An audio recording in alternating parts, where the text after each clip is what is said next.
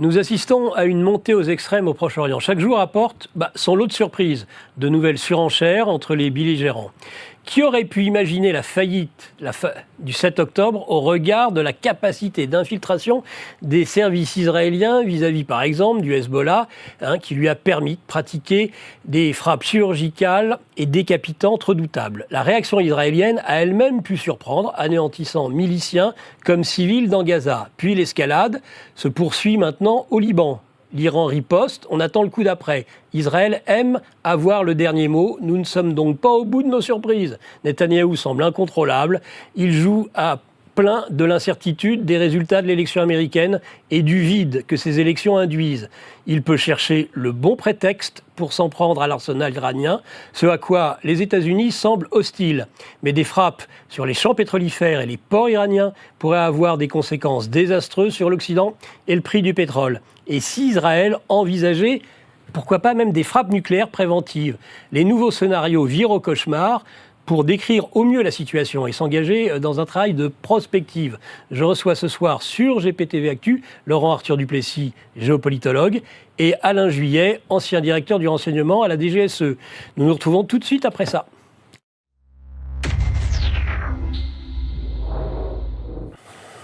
Chers internautes, le magazine Géopolitique Profonde, c'est le magazine de la rentrée, le numéro 16 déjà, avec tout un tas d'auteurs que vous aimez, que vous appréciez sur nos plateaux, que ce soit sur les matinales, que ce soit le midi sur GPTV Actu, que ce soit le soir dans les émissions de Mike Borowski ou les miennes en fin de semaine. Ou pourquoi pas aussi avec Raphaël Beslu sur les longs entretiens du dimanche. Eh bien, vous les retrouvez, tous ces auteurs, et ils approfondissent encore un peu plus, que ce soit, là, ce mois-ci, il y avait Dimitri de Kochko, Vernochet Hillard, Laurent Ozon, Andy Busaglia, Franck Pengam aussi, le président, sur BRICS+, l'alternative à l'empire financier. Voilà, tout un programme. Je me tourne tout de suite vers mon compère du 18h. C'est un rendez-vous qui devient maintenant permanent, mon cher Laurent. Et c'est toujours avec grand plaisir que je vous retrouve sur GPTV Actu. Plaisir partagé. Alors, vous avez entendu le préenregistrement. On est quand même, si ce n'est sur une montée aux extrêmes, tel qu'avait pu le théoriser un Clausewitz, par exemple, le polémologue, en tout cas, à quand même un certain niveau d'escalade aujourd'hui, au Proche-Orient. Alors, la température monte énormément au Proche-Orient, tout à fait. Et c'est pour ça que l'avis d'Alain Juillet sera très précieux. Et je dois dire qu'il me semble appliquer parfaitement bien cette fameuse maxime de Nietzsche, penser en homme d'action et agir en homme de pensée. En effet, Alain Juillet est HEC, haut fonctionnaire, chef d'entreprise, homme d'affaires. Alors, il a été officier des commandos parachutistes du service action du SDEC. Alors, le SDEC, c'était l'ancêtre de la DGSE, service de documentation extérieure et de contre-espionnage. Le service action du SDEC et aujourd'hui de la DGSE, c'est, on peut dire, la crème de la crème de la crème. Et en 2002, donc, comme vous l'avez dit, Nicolas, il a été directeur du renseignement au sein de la DGSE. Alors, cette fois-ci, il ne sautait plus en parachute sur les théâtres d'opération, mais il coordonnait. Allez savoir, on ne sait pas tout toujours sur les personnes. Et notamment, il a été haut responsable de l'intelligence économique auprès du Premier ministre jusqu'en 2009. Alors, je ne citerai pas toutes les activités d'Alain Juillet, car elles sont extrêmement nombreuses, aussi bien dans le domaine du renseignement que du monde des affaires, que de l'enseignement, puisqu'il a aussi des enseignements passés et présents multiples dans diverses institutions prestigieuses.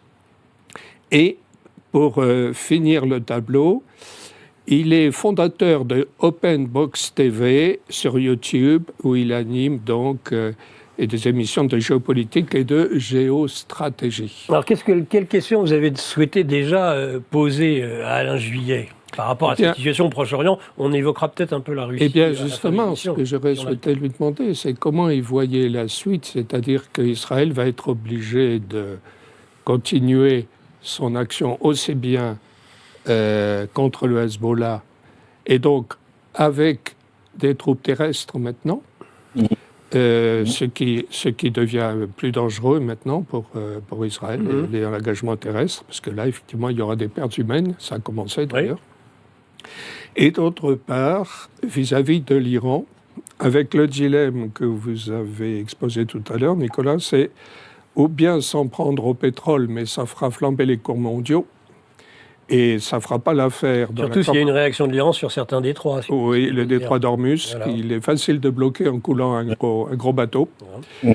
Et d'autre part, la flambée des cours du pétrole ferait flamber les prix à la pompe aux États-Unis, donc ruinerait la campagne de Kamala Harris. Et l'autre branche du dilemme, c'est s'attaquer aux installations nucléaires. Ouais. Mais alors là, les installations nucléaires, il faudrait probablement l'aide de l'aviation américaine, de la missilerie américaine, etc. Sinon, d'autres hypothèses, peut-être, Alain Juillet va peut-être justement nous éclairer là-dessus. Eh ben, il va nous éclairer sur tous ces sujets, toutes ces questions. Alain Juillet. Bon, d'abord, bonjour. Bonjour Laurent, à vous. Et puis je vais faire un truc que je fais jamais. Mais tout à l'heure, il y a 1 heure, j'ai rencontré le postier de Levallois qui m'a dit « Je vais regarder Géopolitique profonde pour vous écouter ». Alors, je salue l'individu. Et oui, et je me suis dit quand même que ça veut dire qu'elle devrait retomber à une émission comme la vôtre. Vous voyez, donc je vous le dis, hein, parce que ça m'a frappé. C'est pas si fréquent on y est sensible. Exactement. Alors, vous avez raison, Laurent. Je crois qu'on est dans une situation effectivement très complexe parce que, en définitive, tout le monde va très loin, mais s'arrête toujours juste avant. Si on regarde ce qui s'est passé jusqu'à maintenant, pour différentes raisons. Quand vous regardez, il était prévisible, on voit ce qui s'est passé, hein, il était prévisible qu'à partir du moment où le Hezbollah, en soutien très léger, il faut bien le dire, hein, de Gaza, le Hezbollah a envoyé des missiles, des roquettes, plus exactement, il faut être précis, des roquettes sur le nord d'Israël. Ça a obligé toute une petite partie, mais une partie importante quand même, de la population du nord d'être évacuée vers Tel Aviv, Jérusalem ou ailleurs, c'est-à-dire plus au sud. À partir de ce moment-là, et sachant que ces gens-là n'avaient aucune possibilité de revenir dans leur zone d'habitation, parce qu'il y avait en permanence des roquettes qui venaient du Liban, il était prévisible que tôt ou tard, il allait se passer quelque chose avec le Liban. Soit ils faisaient une attaque du type de la précédente sur le fleuve Litani, hein, où l'armée Tsahal était rentrée au Liban pour taper sur les défenses du Hezbollah à côté de la frontière. Alors soit ils faisaient ça, et on va en reparler parce que visiblement c'est beaucoup plus compliqué qu'on ne le dit et qu'on ne le croit, soit, et c'est ce qu'ils ont fait, mais avec, on va y revenir aussi, je dirais des choses très intéressantes, c'était d'attaquer le Hezbollah en faisant des frappes ciblées. Et alors là, c'est ce qu'ils ont fait.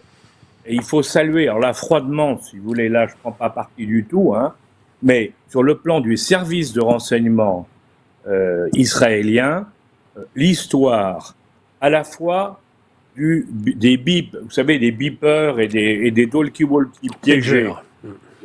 Oui, c'est absolument génial. Sur le plan technique, c'est génial, il faut le dire, parce qu'ils ont quand même réussi à installer une société bidon qui a transformé du matériel pour le vendre ensuite aux Palestiniens, au Hezbollah, hein, et en grande quantité, et tout en faisant passer des messages au Hezbollah en disant « Vous avez tout intérêt à ne plus utiliser vos portables, pour utiliser plutôt ça parce qu'il y a moins de risques. Hein, vous ne serez pas écouté. » Donc, si vous voulez, il y a tout un ensemble qui a été fait, qui a amené les gens du Hezbollah à s'équiper avec ce matériel et qui était extrêmement pointu, puisqu'on sait maintenant que, par exemple, ce matériel l'explosion était déclenchée à distance. Il y avait une petite charge d'explosive à l'intérieur, hein, toute petite, mais dans la batterie, hein, mais suffisante. Elle était déclenchée par un détonateur, mais le détonateur était un détonateur à retard. Pourquoi ? Parce que l'objectif, c'était quand ça sonnait, les gens prenaient leur appareil, le mettaient à l'oreille, et c'est là où ça explosait, et ça faisait évidemment beaucoup plus de dégâts, c'est le moins qu'on puisse dire, parce que ça tuait les gens, ou ça les massacrait sur le plan du visage et de la tête. Alors, ça c'est une opération qui a été montée dans la durée, qui a bénéficié de complicité, de la corruption de certains acheteurs du Hezbollah. Ça c'est ce qu'on sait, parce que d'après ce qui se dit, alors il faut toujours se méfier, mais d'après ce qui se dit, il y a eu 6 responsables des achats du Hezbollah qui ont été exécutés pour trahison à la suite de cette affaire-là. En disant, c'est pas possible, vous êtes fait acheter pour avoir acheté ce matériel. Bon, ça c'est une chose, mais ce qui est intéressant de cette affaire, c'est que ça a été le prélude. Avec cette opération, ils ont complètement déstabilisé le Hezbollah, puisque toute la chaîne de commandement, ceux qui avaient des beepers, ou ceux qui avaient des walkie-talkie, c'était tous les responsables. Donc à partir du moment où on fait exploser les engins qui sont entre les mains de tous les responsables, c'est toute la chaîne de commandement, toute la chaîne hiérarchique qui est touchée. Donc ça, c'est déjà, ça déstabilise complètement le Hezbollah. En réalité, le Hezbollah aujourd'hui est déstabilisé, c'est-à-dire que chaque chef d'équipe, chaque chef de groupe, doit se débrouiller tout seul puisqu'il n'a plus de liaison. Donc c'est quand même quelque chose d'extraordinaire. Et derrière, ils ont fait la preuve qu'ils avaient été très loin dans l'infiltration, alors par des moyens techniques, on va y revenir, mais par l'infiltration, ils ont réussi à identifier, alors est-ce que c'est par les téléphones ou par autre chose, enfin, il y a plein de possibilités si vous voulez, mais ils ont identifié tous les responsables, ils ont su où ils étaient à part des moyens techniques, et à partir de là, ils ont détruit, ils ont tous eu, tout l'état-major de le Hezbollah, un par des frappes ciblées, a été assassiné ou détruit, enfin comme vous voulez. Bon, donc, si vous voulez, le Hezbollah, il faut être clair, il n'existe plus en tant que force comme on l'a connu. Même si on annonce maintenant qu'il va y avoir un remplaçant, bien sûr, de Nasrallah, mais le temps que le Hezbollah se reconstruise sur le plan donc des liaisons, de l'organisation qui remplace tous les chefs qui ont été tués, donc il va falloir beaucoup de temps. Bien sûr, le Hezbollah ne disparaît pas, parce que vous ne pouvez pas faire disparaître une organisation comme le Hezbollah. Il y a plein de rôles, qui jouent plein de rôles, en particulier dans le Liban, mais il n'empêche qu'aujourd'hui, le Hezbollah n'est plus réellement opérationnel. Même si, de temps en temps, il y a un chef dans une zone qui dispose de quelques roquettes et qui en tire une ou deux, ça ne change rien. Le Hezbollah est hors de combat, je dirais, temporairement. Il n'empêche que sur la frontière, il reste les groupes du Hezbollah avec les tranchées, avec les tunnels, avec les organisations, et qui ont monté toute une série de protections contre l'agresseur israélien, suite en particulier à la dernière attaque vers le fleuve Litanie, où les Israéliens avaient reculé, il ne faut pas l'oublier. Ça a reculé devant la dureté des combats, les pertes qu'ils avaient et les difficultés à progresser. Donc, et on le voit là, parce que quand ils vous disent on fait des raids ciblés au Liban, vous avez vu qu'abord il y a des pertes, c'est pas négligeable, et s'il y a des pertes, c'est parce que justement, les petits groupes qui sont sur place, même sans des ordres venus du centre ou de grands dirigeants, ces petits groupes, eux, se battent et se battent bien. Parce que les combattants du Hezbollah, si vous voulez, sont des gens qui ont fait la guerre en Irak, qui ont fait la guerre en Syrie. C'est autre chose que les autres. C'est des vrais soldats. Alors donc, on a quelque chose de, si vous voulez, le Hezbollah en tant que tel, c'est fini pour le moment. Ça se reconstruira, mais c'est fini. Mais par contre, il reste encore des points forts et ils ne pourront pas tout détruire par des bombardements. Alors, et pourquoi je parle de ça? Parce qu'après, on va parler de ce qui vient de se passer. Oui. Les bombardements, ils ont été faits depuis des bases aériennes, comme vous savez, et avec des charges explosives très importantes, des bombes très importantes, comme par exemple pour Nasrallah, où on sait maintenant qu'ils ont balancé un tonnage de bombes très important. On parle de 15 tonnes, 20 tonnes de bombes qui sont tombées sur l'immeuble. Donc évidemment, qui ont fait non seulement détruire l'immeuble, mais qui ont abîmé tout le tour et faisant de nombreux blessés civils. Mais oublions ça, Est mort. L'aviation, donc, joue un rôle important, hein, c'est clair. Très important même. Alors, qu'est-ce qui s'est passé derrière? Le Hezbollah, tout le monde sait que ça dépend directement de l'Iran. Le Hamas, c'est différent. Le Hamas n'a jamais été iranien. Parce que le Hamas, ce sont des sunnites, il ne faut pas l'oublier, c'est des frères musulmans, c'est des sunnites, alors que les Iraniens sont des chiites, et le Hezbollah est chiite. C'est deux choses différentes. Il ne faut pas l'oublier. Hein? On a tendance à tout mélanger. L'Iran, donc, tant que c'était le Hamas, ils ont aidé par le Hezbollah et autres, mais pas trop quand même. Hein? Ils ont aidé aussi les Houthis, mais bon, ça restait relativement raisonnable. À partir du moment où on touche au Hezbollah, donc on touche directement aux Iraniens, enfin pratiquement, hein, on touche aux Iraniens, là il était sûr qu'il allait avoir une réponse. Donc il est évident que les Israéliens ne pouvaient pas imaginer une seconde qu'ils avaient pu détruire le Hezbollah sans que les Iraniens bougent. La question, c'était la réponse. Oui. Et là, il y a quelque chose de... On n'en a pas parlé en France, et on n'en parle pas, et pourtant c'est très très important. C'est même essentiel. Le premier tir des Iraniens, le tir de semonce avec des drones et des missiles, contre lesquels les Jordaniens, les Français, les Américains ont tiré, et puis le dôme de fer ensuite israélien s'est mis en marche. Ce premier tir était un tir annoncé par les Iraniens qui avaient prévenu les Occidentaux, ils avaient prévenu les Américains et tout le monde en disant « on ne peut pas continuer comme ça, on va faire un tir de semonce ». Bon, et on ne vise pas les populations civiles, hein, on vise rien du tout, on fait un tir de semonce. En réalité, on s'aperçoit qu'il y avait aussi un autre but derrière. Et là, on vient de le comprendre maintenant. C'est la question de la saturation.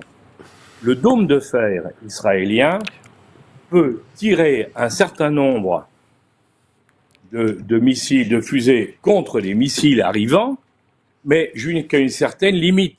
À partir d'un certain nombre, les radars n'arrivent plus à tout repérer. Les roquettes ou les missiles les fusées qu'on va tirer contre les missiles il n'y en a pas assez, hein, et donc on arrive à un moment où il y a ce qu'on appelle saturation, c'est-à-dire que on ne peut plus arrêter. Or, c'est ce qui s'est passé cette fois-ci. Ils ont tiré près de 200 missiles, mais ils ont tiré près de 200 missiles sur 3 ou 4 cibles, d'après ce que je sais, 3 ou 4 cibles très précises, et donc il y a eu un phénomène de saturation qui fait que, et là on l'a pas dit assez parce que là les Israéliens sont très bons, ils ont un contrôle de la situation au point de vue communication qui est impressionnant. On l'a pas dit. Ils ont simplement laissé entendre, ils peuvent pas mentir trop quand même. Donc dans les opérations d'influence, ils peuvent pas mentir totalement. Donc ils ont dit, la plupart des missiles ont été arrêtés. Oui. Or, la plupart, ça veut dire quoi? Ça veut dire en gros 60%. Et 40% des missiles sont passés. C'est beaucoup. C'est-à-dire qu'il y a à peu près 60 à 80 missiles qui sont passés sans être arrêtés par le dôme de fer. Et on en a la confirmation parce qu'il y a deux systèmes OSINT, enfin de surveillance, si vous voulez, par les satellites, qui ont été présentés. C'est les Américains qui ont sorti ça dans des chaînes américaines, hein, et sur la base principale, la base des F-35, on voit clairement au moins 35 impacts de missiles entre le nord et le sud de la base, dont un ou deux, d'après ce qu'on voit, sur des abris, donc là où il y a les avions. Donc il y a bien eu une quantité de missiles qui est importante, qui est passée. Alors ça c'est extrêmement important. Parce que ça montre que d'un côté, bien sûr, quand le dôme de fer a fonctionné, mais ça montre aussi que le dôme de fer, il n'arrête pas tout. Et donc, de l'autre côté, ils savent maintenant qu'en tir de saturation, ils peuvent envoyer des missiles qui vont toucher en Israël, et les Israéliens le savent aussi. Donc, si vous voulez, de ce côté-là, il y a une espèce de rééquilibrage quand même, il ne faut pas l'oublier. Hein. Et je pense que justement, alors on va revenir ensuite à la suite de l'histoire, hein, mais il y a eu donc la vraie question qu'il faut se poser, mais on n'a pas la réponse, hein, évidemment, parce que les Israéliens ne vont pas nous le dire, c'est qu'il y avait la base des F-35. Est-ce qu'ils ont touché ou pas des F-35? Est-ce qu'ils ont détruit ou pas des F-35? C'est très important. Parce que pour les Américains, s'ils ont détruit des F-35, ça coûte très cher. Et à ce moment-là, les Américains peuvent leur dire « je les remplace » ou « je ne les remplace pas ». Et donc, il y a un moyen de pression formidable pour les Américains face à Israël.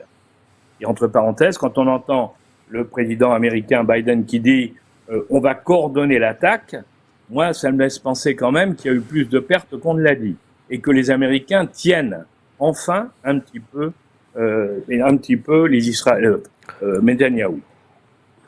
Il y a une deuxième base qui a été touchée, c'est la base des F-16. Ceux qui ont tiré sur le Hezbollah, c'est eux qui ont fait les missions de bombardement sur le Hezbollah au Liban. Donc ça aussi, c'est un signe fort. Il y a un troisième site dont on ne parle pas, parce qu'il n'y avait pas d'avion dessus évidemment, c'est une des centrales du Mossad. Intéressant. Hein? Et il y a un bruit qui court, mais là je suis bien incapable de vous donner plus que le bruit, mais le bruit est répété dans plusieurs pays étrangers, donc c'est ça qui m'intéresse, hein, et qui dit qu'ils auraient touché également, il y aurait une quatrième cible, c'était la zone qu'on appelle de l'unité 8200, alors je précise pour nos auditeurs, hein, la zone 8200 à Beersheba, c'est à côté de l'université de Beersheba, c'est là où tous les cyber techniques, si vous voulez, les cyberattaques, tout ce qui est cyber en Israël est conçu, est testé et utilisé. C'est vraiment le centre cyber d'Israël.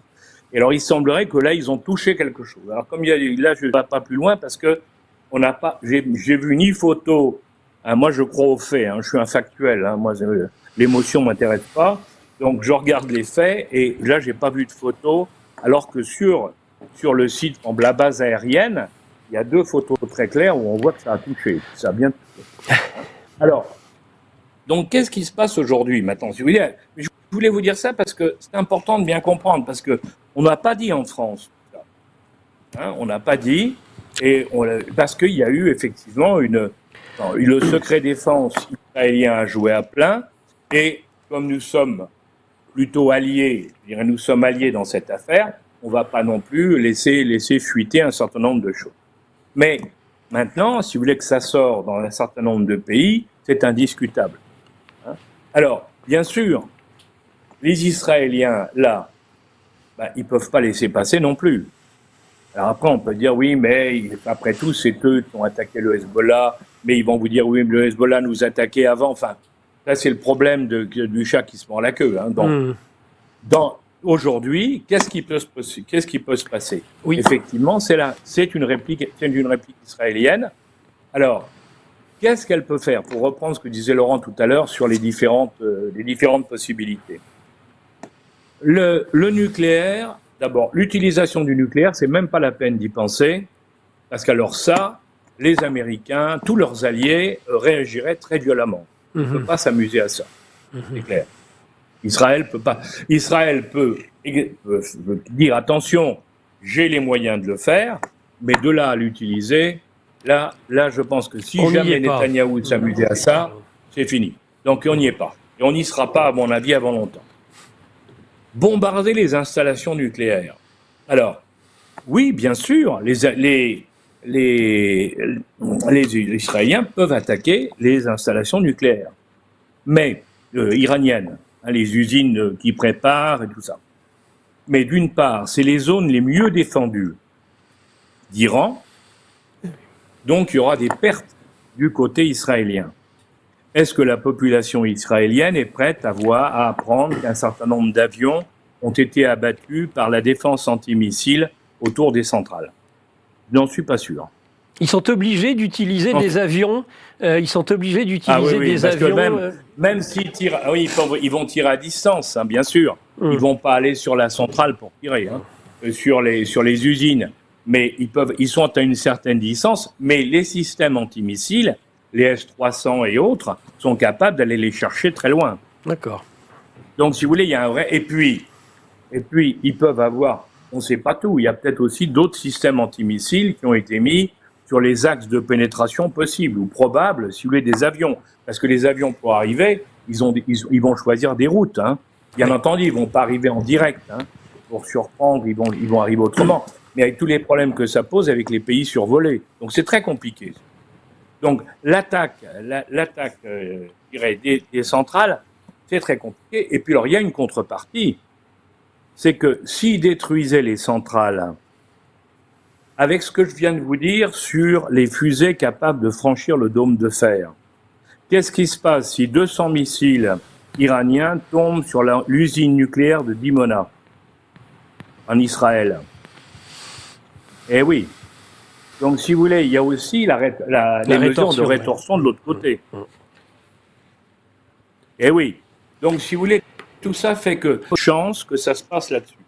Alors, par contre, effectivement, c'est très tentant, je pense, de se dire on va casser la production de pétrole, la production de pétrole en bloquant le pétrole iranien, en particulier en attaquant les ports et autres. Mais attention, parce que n'oubliez pas quand même que, par exemple, la Chine reçoit un fort approvisionnement depuis l'Iran. Et la Chine a son mot à dire aussi, en disant, vous voyez, ça ne veut pas dire que la Chine va s'impliquer sur le plan de la guerre, mais ça veut dire que la Chine peut exercer des pressions très fortes, y compris sur Israël. Hein? Donc, en définitive, alors on voit bien quand le président Biden dit on va coordonner, je pense que ce sont les Américains qui sont en train d'essayer de chercher une réponse qui soit suffisamment forte, parce que c'est quand même, pour Israël, ils ne peuvent pas laisser passer quelque chose comme ce qui vient de se passer, c'est évident. Hein? Donc ils cherchent quelque chose qui soit à la fois spectaculaire, mais qui en même temps ne risque pas d'enclencher un processus infernal. C'est clair. Et si vous voulez, il y a un dernier point qu'il faut bien voir. Alors là, c'est en interne. Hein. Netanyahou, vous l'avez dit tout à l'heure, Netanyahou, il est dans une fuite en avant, il n'y a pas d'autre terme. Parce qu'on le sait depuis le début, hein, depuis Gaza. Il est dans une fuite en avant parce que l'affaire de Gaza, tout le monde sait que le Hamas, au départ, c'est lui qui a aidé à le financer, parce que le Hamas était contre les deux États, et lui ne voulait pas entendre parler d'un État palestinien. Donc, alors, le Fatah voulait un État palestinien, le Hamas était contre. Donc, il a financé le Hamas. Évidemment, quand on voit le résultat, c'est pas terrible.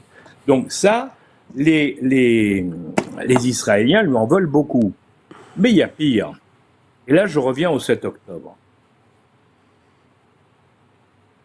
Netanyahou savait qu'il allait se passer quelque chose le 7 octobre.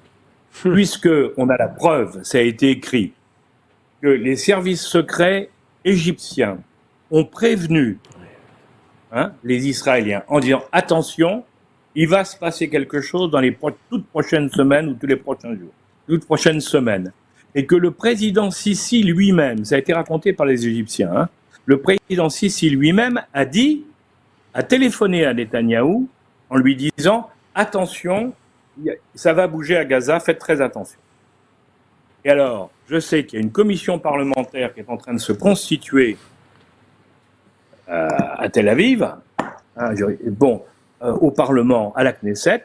Il y a une commission parlementaire qui veut faire une commission d'enquête, les parlementaires veulent faire une commission d'enquête pour qu'on leur explique et qu'ils voient comment, alors qu'on savait qu'il allait y avoir quelque chose, on n'a pas mis en alerte les troupes.